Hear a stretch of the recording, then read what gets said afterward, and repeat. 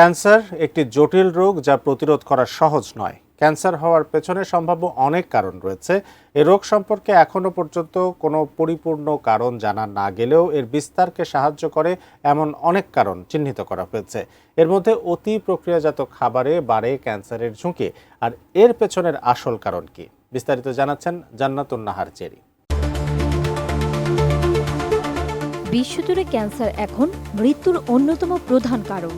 এই ক্যান্সার বিস্তারের অন্যতম প্রধান কারণ হলো জেনেটিক মেকআপ এবং পারিবারিক ইতিহাস। তারপরেও কিছু বাহ্যিক কারণ আছে যা জীবনযাপনে সঠিক পরিবর্তনের মাধ্যমে ঝুঁকি কমানো সম্ভব। একটি সুস্থ জীবনের জন্য বিবেচনা করা সবচেয়ে গুরুত্বপূর্ণ কারণগুলোর মধ্যে একটি হলো খাবার বা খাদ্যাভ্যাস, যা ক্যান্সারের ঝুঁকি বাড়াতে বা কমাতে গুরুত্বপূর্ণ ভূমিকা রাখে। এমন কিছু খাবার রয়েছে যা ক্যান্সারের ঝুঁকি বাড়িয়ে তোলে। এগুলো হলো অতি প্রক্রিয়াজাত খাবার, যা খেলে ক্যান্সারের ঝুঁকির আশঙ্কা 40%-এরও উপর।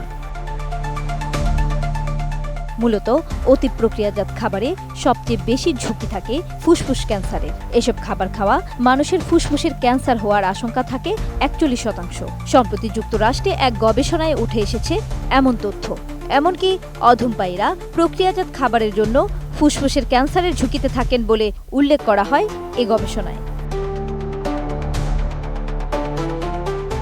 বসুন্ধরা টিস্যু, অশুদ্ধতার বিরুদ্ধে এক বিন্দুও ছাড় নয়।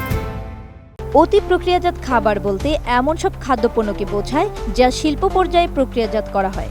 এসব খাবারে সাধারণত এমন উপাদান থাকে যা ঘরোয়া রান্নাঘরে সচরাচর ব্যবহার করা হয় না, যেমন কৃত্রিম স্বাদ, প্রিজারভেটিভস, ইমালসিফায়ার ও রং। এসব খাবারের তালিকায় রয়েছে প্যাকেটজাত দই, চিপস, প্রক্রিয়াজাত রুটি, হিমায়িত খাবার ও দুধ।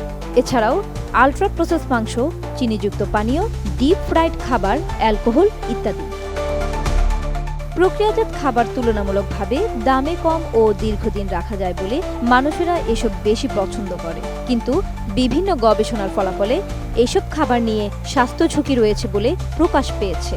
1706 জন মার্কিনীর উপর একটি গবেষণা চালানো হয়, যাদের বয়স 12 বছরের উপরে। গবেষণায় অংশ নেওয়া সবাই ফুসফুস ক্যান্সারে আক্রান্ত ছিলেন। জান্নাতুন Nahar cherry, desk report, ATN news.